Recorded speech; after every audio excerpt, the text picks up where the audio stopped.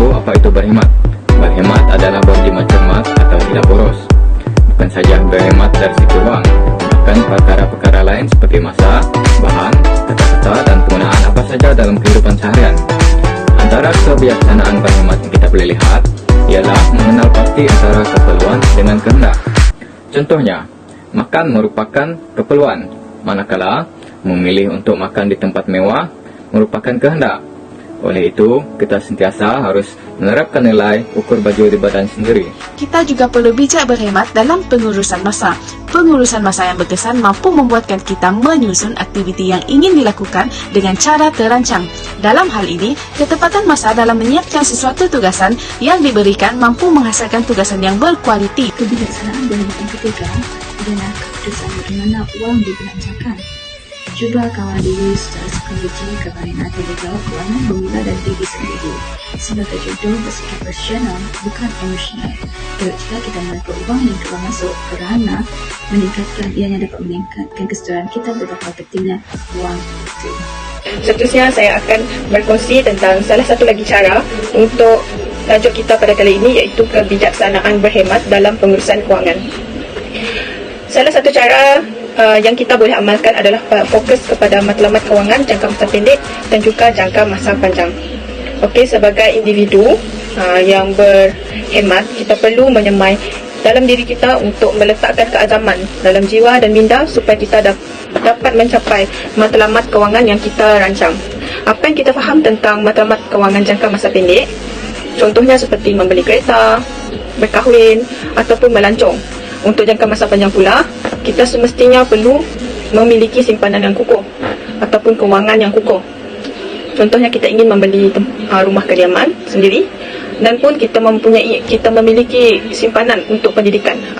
Salah satu cara untuk kebijaksanaan berhemat dalam pengurusan kewangan ialah mengenal pasti ketirisan dalam corak pembelanjaan dan jangan ulangi lagi. Contohnya, membeli telefon bimbit baru hanya kerana mengikut trend, sedangkan telefon bimbit yang lama masih elok untuk digunakan. Salah satu cara untuk kebijaksanaan berhemat dalam pengurusan keuangan ialah kita haruslah membuat perancangan kewangan mengenai mengurus kedudukan ekonomi atau kewangan seseorang individu tersebut. Melalui perancangan kewangan, kita dapat mengenal pasti cara-cara membuat perbelanjaan, menabung, membelanjakan wang dalam suatu tempoh masa tertentu. Selain itu juga, ia adalah panduan untuk kita mencapai sesuatu matlamat. Salah satu cara untuk kebijaksanaan berhemat dalam pengurusan keuangan ialah ingatkan diri akan kepentingan berbelanja secara berhemat untuk kebaikan diri sendiri dan menjamin keteguhan hubungan kasih sayang bersama keluarga dan lain-lain.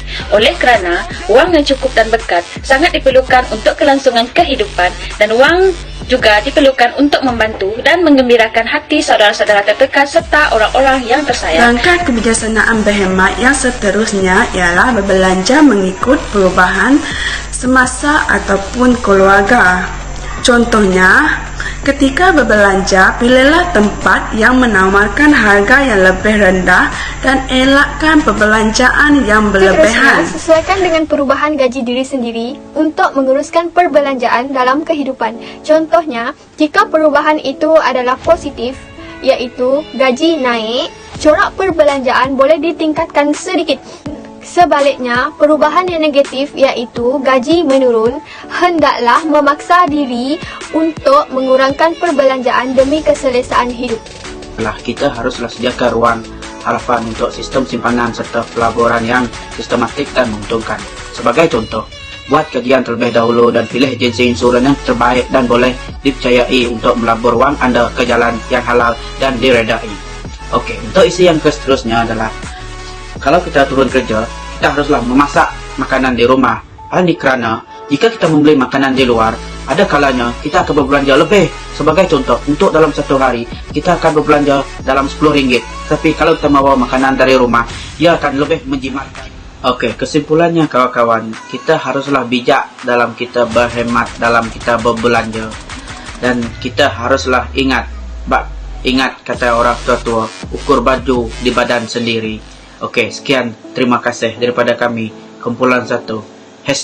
#terus senyum.